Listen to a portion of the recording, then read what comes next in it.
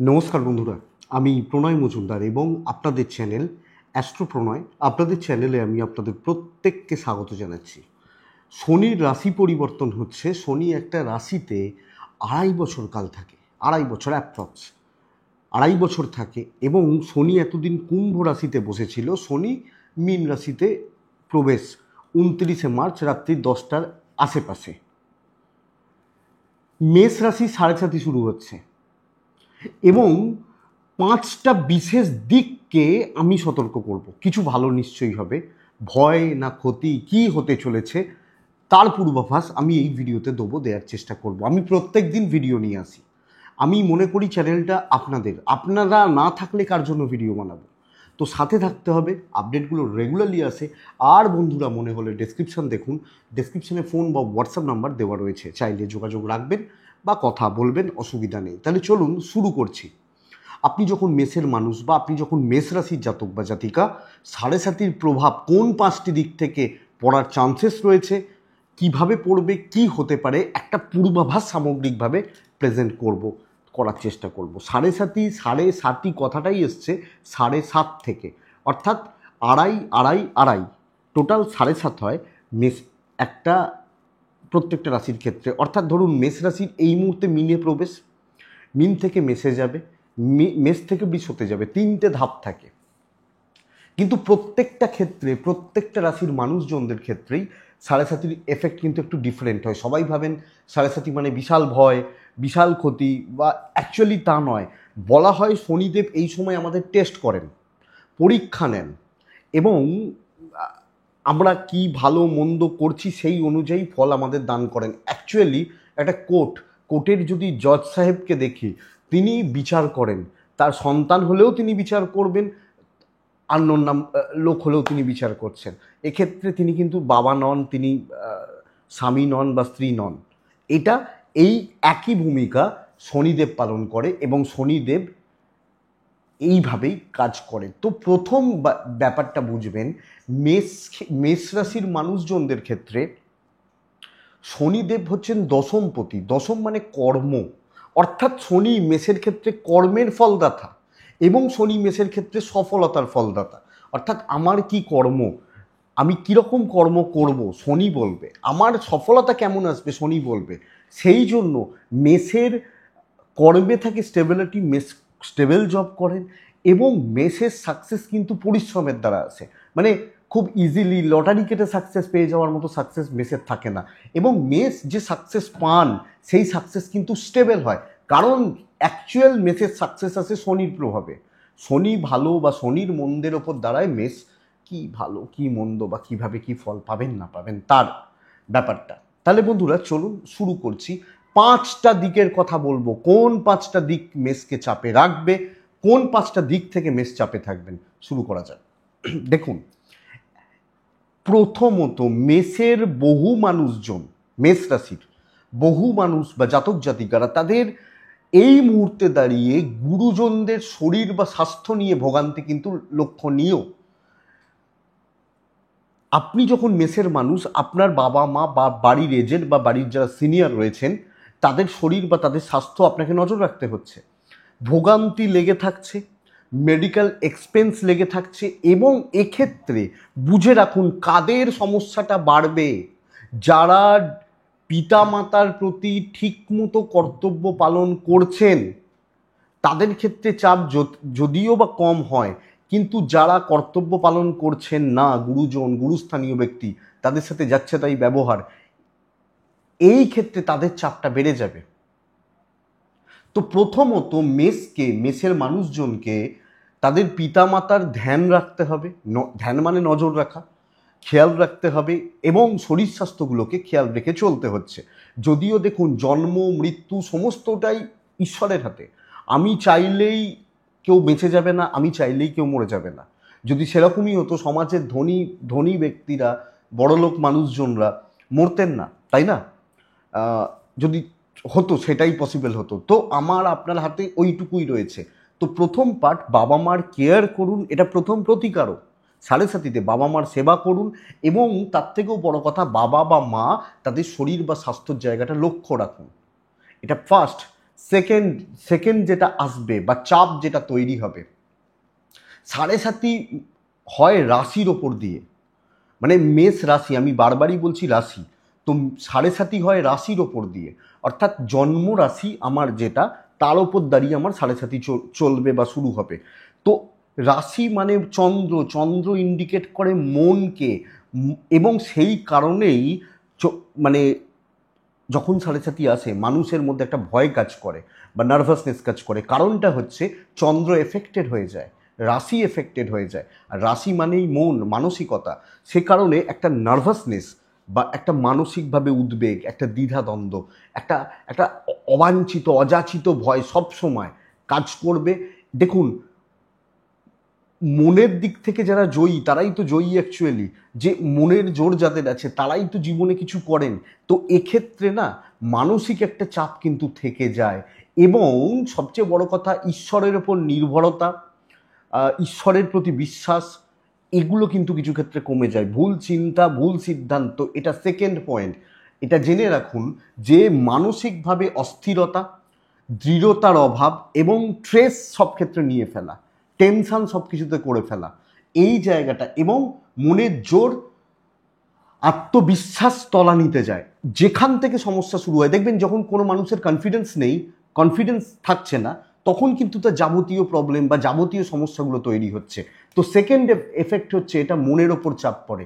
3 নম্বর যেটা জায়গা, সেটা হচ্ছে আমি যেটা বলছিলাম যে দশম আর একাদশ, কর্ম এবং সফলতা, এটা কিন্তু ইন্ডিকেট করে শনি 7.5, এবং শুভ কর্মের ভালো ফল আসেই আসে। বহু মানুষ এই কারণে দেখবেন যে 7.5-তে প্রচুর প্রোগ্রেস করছেন, কারণ তাদের কর্মটা শুভ ছিল।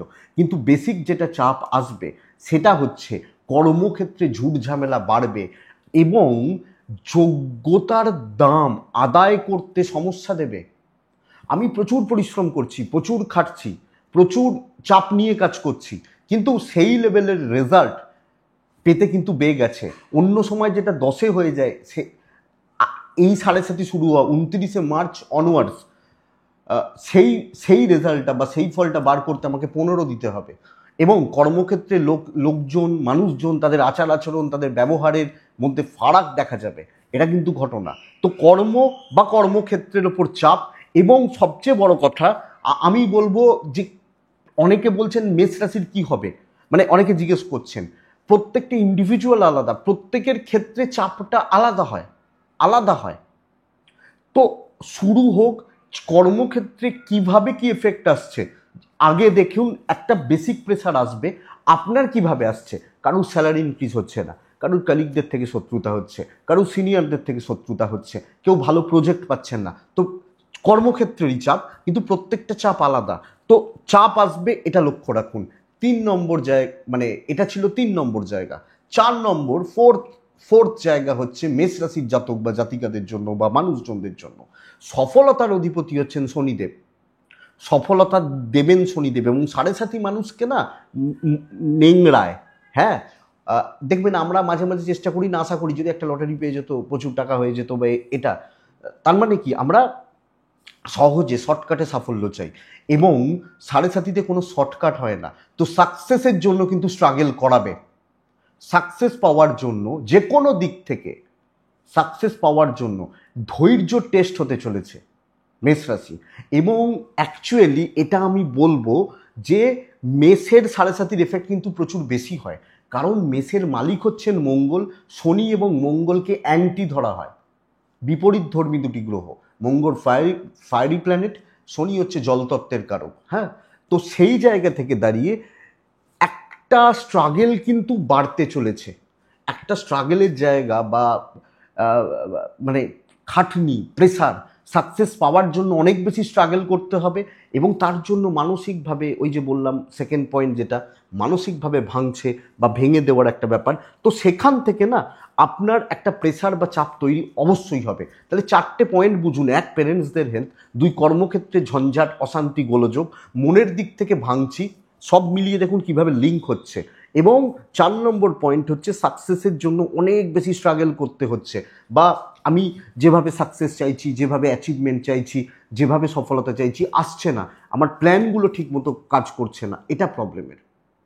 5 নম্বর যেটা সমস্যা বা 5 নম্বর পয়েন্ট যেটা, সেটা আমি বলবো, দেখুন শনি অবস্থান করছে দ্বাদশে। দ্বাদশ ব্যয়কে নির্দেশ করে।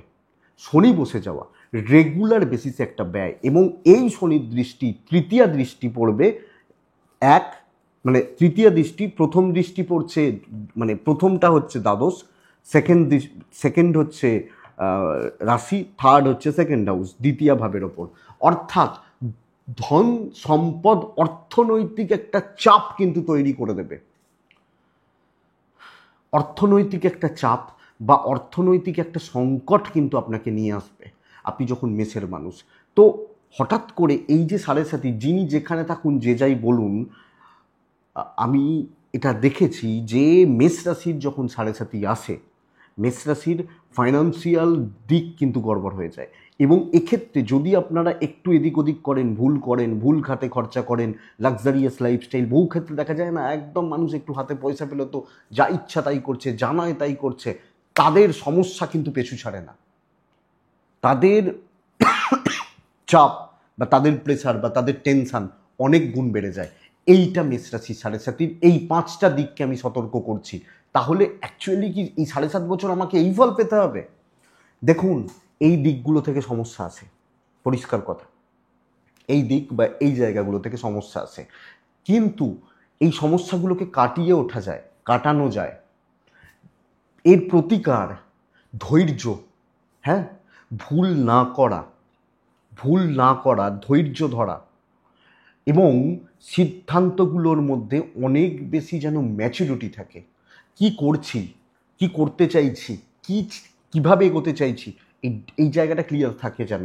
দেখুন, বাবা মার শরীর যদি গণ্ডগোল হয়, কিছু করার নেই, সেটা আমার হাতে নেই, তার জন্য ডাক্তারবাবুরা রয়েছেন বা এটা। কিন্তু যদি চাকরি ক্ষেত্রে প্রবলেম আসে, ধৈর্য, টাকা পয়সা দেখে মানসিক দৃঢ়তা দরকার, এবং বুঝেই নিতে হবে যে আমাকে স্ট্রাগল করতে হবে। হ্যাঁ, তো আমাকে স্ট্রাগল যখন করতে হচ্ছে, তো আমি সেটার জন্য রেডি থাকি।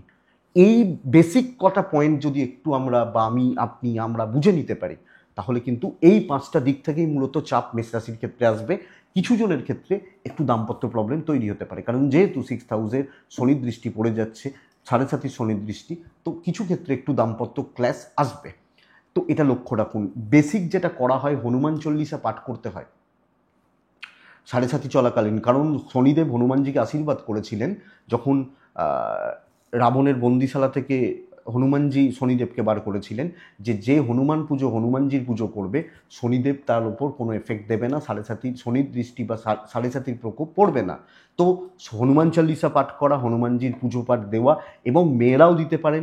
আগে ডাউট ক্লিয়ার করি, অনেকের কনফিউশন, মেয়েরা দিতে পারেন না, মেয়েরাও পারেন, সকলে পারেন, তিনি গুরু, তিনি বাবা, তো বাবাকে আমরা যে কেউ পুজো করতে পারি। এটা হনুমানজির পুজো, শনি মন্দিরে শনিবার অবশ্যই পুজো করা উচিত, শনি ঠাকুর, বড় ঠাকুরকে পুজো করা উচিত, সম্ভব হলে মাঝে মাঝে কালী মন্দিরে পুজো দেওয়া উচিত।